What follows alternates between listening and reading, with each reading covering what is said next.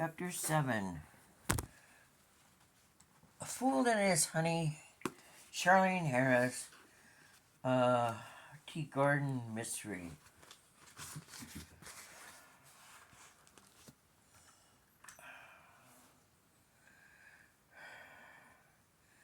We had more company.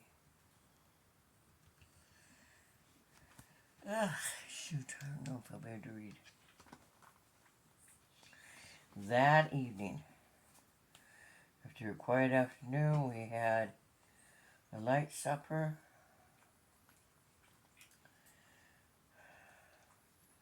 We just washed the supper dishes. Martin in between trying to get in touch with the midwife and Roy Brown. We found a working phone. Had boiled a used batch of bottles and nipples and set them out to drain on a clean towel. I put a load of linens and a few clothes through the washing dryer cycle.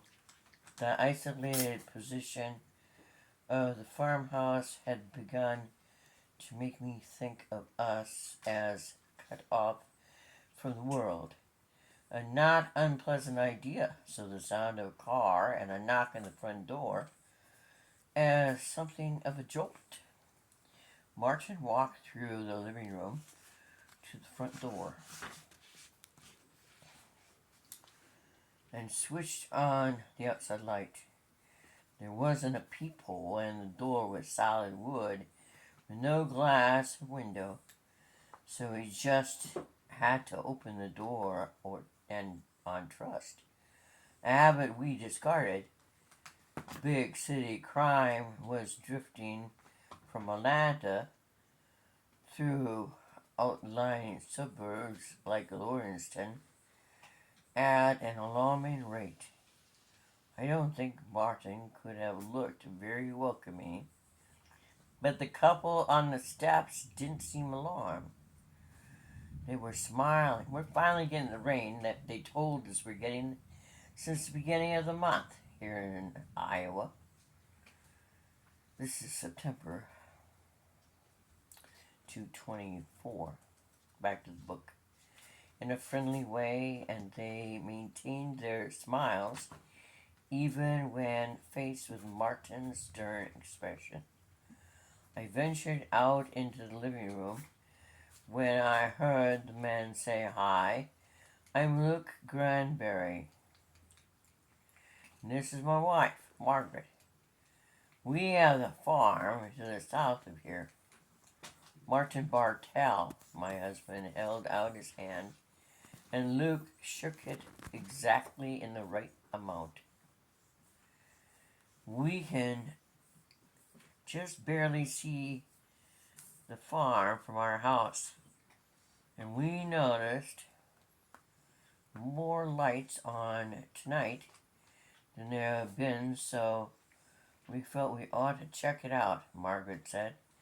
Luke Granberry seemed to be about 30 or so, and Margaret was about 5 years of that, within 5 years of that, more or less, and I estimated. The closer I got to her, the stronger I was willing to bet on the more.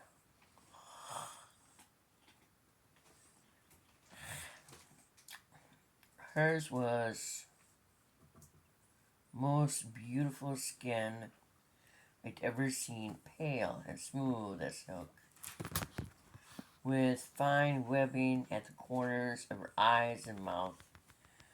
Her hair was red, flaming red, bushy and full. She wore it packed back from her forehead with a cheap beret. As she bent to shake my hand, I noticed she wore no jewelry beside a plain wedding ring. "Please come in," I said. "I'm Martin's wife, Aurora." Martin stood aside to let the neighbors in. As like Luke Granberry edged past Martin, I could see that our visitor was taller and broader. He had a huge shoulders and a mildly handsome face, distinguished mostly by high cheekbones that made his small brown eyes seem perpetually scanning the distance for some adventure. His dark hair and brown eyes made his wife look even paler. Regina told us about you, Martin said. The aunt and uncle, right? Yes. I'm Regina's mother's brother, Martin said. Barbie's brother, Luke said. He looked at Martin as if trying to see a trace of Regina in his face. We heard a rumor that there was some problem. Luke spread his big hands in a gesture that seemed to imply that the Granberries wanted to help, if only they knew how. Regina was missing, I said. Is missing. Unfortunately, because I didn't know these people and so couldn't burden them with our emotions. I sounded like Regina's disappearance was just a little whim of hers. I was sorry the minute the words left my mouth. We're sure she'll turn up just any time, Martin said, to give me some support. We really do care. We just have a positive attitude, his voice implied. Where are Craig and Rory? Margaret asked, looking around the room if she expected we'd stuck them in a corner. Please come in and have a seat, I said, glancing anxiously at Martin. I'm afraid we have bad news.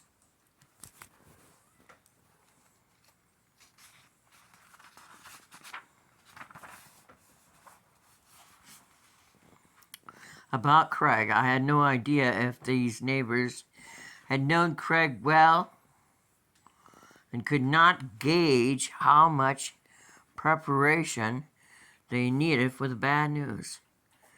Since there was only one couch and one chair in the living room, seating was a pretty cut and dry process.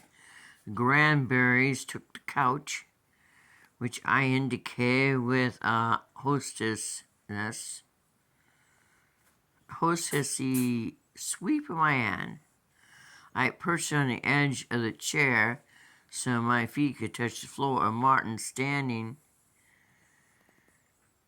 just behind me. I looked back at Martin, but his face gave away nothing. Ah, Craig is dead, I'm afraid. I gave them my most serious expression, which Martin also always said looked as though I suspected I was having a heart attack. Oh, it's true, he's dead, Margaret said.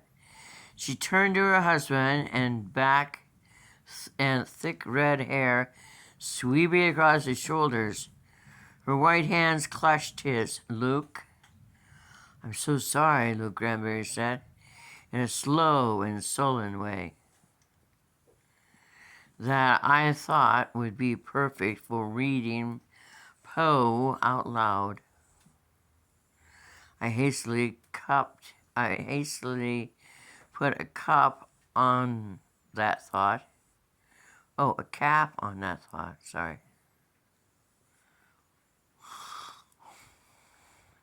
Since I'd actually opened my mouth to say it, instead pursed my lips and shook my head, as if the tragedy were so horrible for my words. So, you're already heard? Martin asked.